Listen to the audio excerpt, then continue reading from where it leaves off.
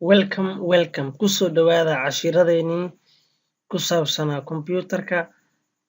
Maanta waxaan qaadan doonaa cashir ku saabsan sidee baan ugu xiri karnaa password my drive kombiyuutarka sida D ama F. Sidee ugu xiri kartaa adigu password my drive kombiyuutarkaaga sida D ama F.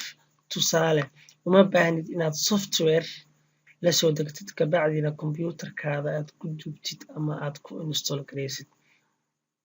Just waxaan isticmaali doonaa feature ama program uu leeyahay Windows kombiyuutarkaada kugu jiro 7, 10, 8, XP ama wax kasto Windows 95 Windows kaste ha ahaado.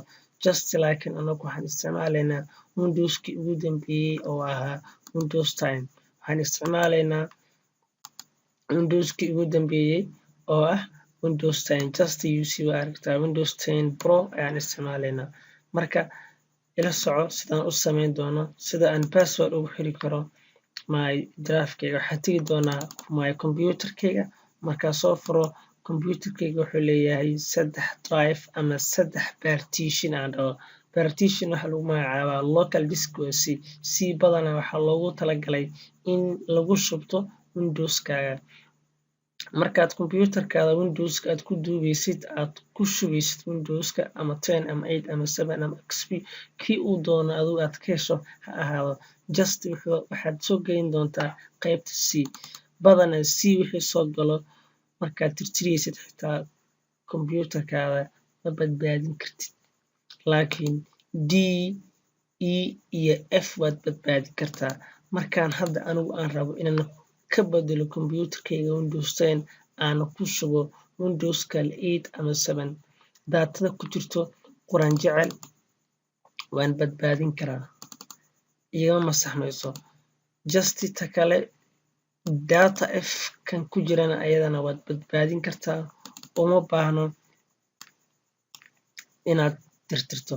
Laakiin badanaa daatada ku jirto C way tirtirmaysaa. Waxaana kula talin lahaa inaadan daato aad jeceshahay ama aad muhiim kuuga ah is very important adiga ku ah inaadan dhiganin C waxaa ka mid ah C meeshan kaliya lama dhaho.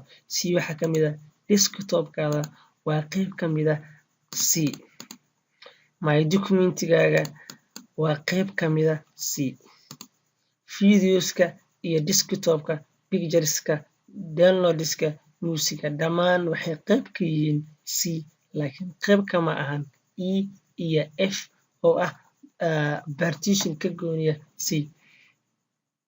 Just marka cashirkeeni aan guda galno kaas sharxad dheeraada ayay ahayd.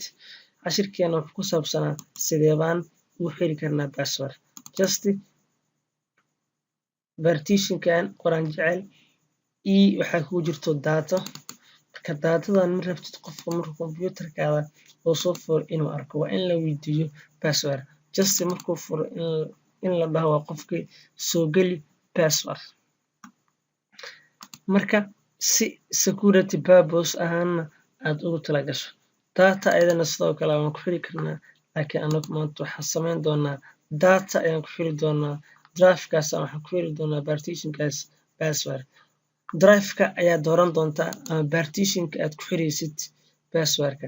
Markaad ku xirtid kor baad tegi doontaa qaybtan computer file computer view manage. Waxaan dooran doonaa qaybta manage-ka minuskaas. Manage-ka markaad doorato waxaa kuu soo baxay dhowr qaybood BitLocker, Optimize, Clean up, Format uma baahnid, Clean up uma baahnid, Optimization uma baahnid. Waxaan u baahanahay BitLocker inaan qunful ku xiro qunfulkii iyo furihii waa kana. Qaybta ka gadaaleysana waxa waaye waa partition drive-ka aad u sameyneysid password-ka aad u sameyneysid. Just doora isaga kantaan soo fur waxaad kasii dooran doontaa turn on BitLocker. BitLocker waa program feature-ka uu leeyahay Windowskaada kaasoo ka saacidi doono in aad partitionkaada aad ku xirito password. Isaga dooro starting buu wadaa. Waxaa kuu soo baxay qaybtan ama windowgan use a password u isticmaal password si aad u furato drive-kaaga. Meeshan baa waxaa saari doontaa tick markaad saarto waxaa active ku noqon doono labadan qaybood enter your password iyo re-enter your password. Caps lock ayaa ku dooran iska dheh iyo passwordka marka laga soo geli. Haddii aadan meeshan aadan saarin fake just waa dim waa mugdi waa active kuma ahan oo dareemi kartaa ma tiri kartid enter a password. Meeshan noo soo saar tigta waxaan gelin doonaa passwordka qofka markuu soo furi doono drive-ka d la weydiin doono drive-ka data ah waxaan gelin doonaa passwordkayga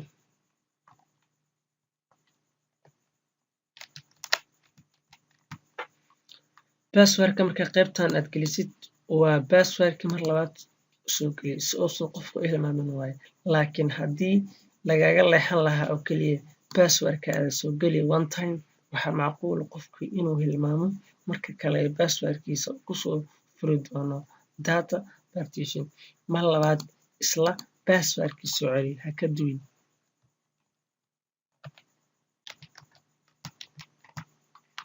Passwordkii meeshan aan soo geliyey ayaa mar labaad soo geliyey meeshan.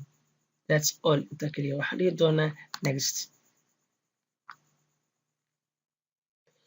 Wuxuu ku yiri how do you want to back up your recovery key?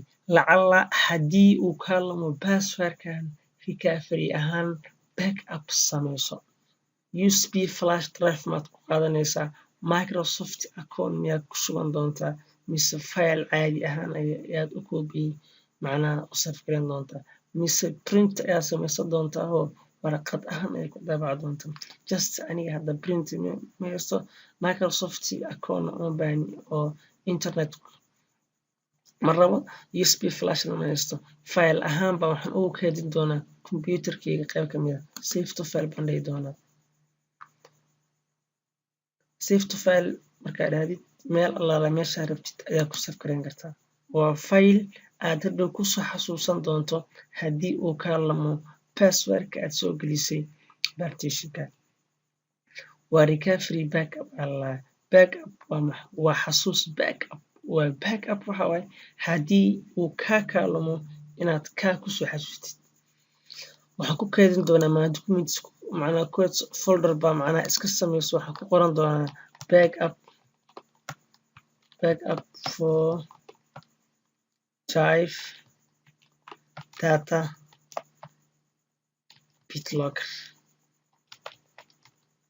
BitLocker waxaan dhihi doonaa open waxaan dhihi doonaa isaga dooro open just waa kaas. Your recovery has been saved.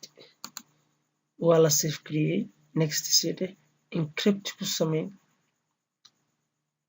Wuxuu ku sii laba option encrypt use disk space only faster and best ayaan dooran doonaa. Kan waxa waaye waa slow but best for PC and drives already in use. Kan koro dooro ama kan hoose dooro laakiin anaga waxaan dooran doonaa kan koro. Waxaan dhihi doonaa next starting encrypt hadda ayuu bilaabi doonaa. Waxaad baan sugi doonaa. Encrypting-kii hadda ayuu wadaa markuu dhameeyo 100% qunfulkii just u jeeda qunful baa fuulay. Qunfulkaas fuulay wuxuu ka turjumaa BitLocker-kii in uu qaatay. Markuu gaarsiiyo 100% drive-kaas u xiri doonaa. Markaad damacdo inaad furtana wuxuu ku weydiin doonaa passwordkii aad markii soo geliso. insha allahu tacaala usii karno 50.6 buu maraya. Intaas ayaan kusoo koobi doonaa cashirkeenii ku saabsanaa sidee baan ugu xiri karnaa password drive-ka computerkaada uu leeyahay adigoo isticmaalin wax software ah oo banaanka ah. Asalaamu calaykum waraxmatullaahi tacaala.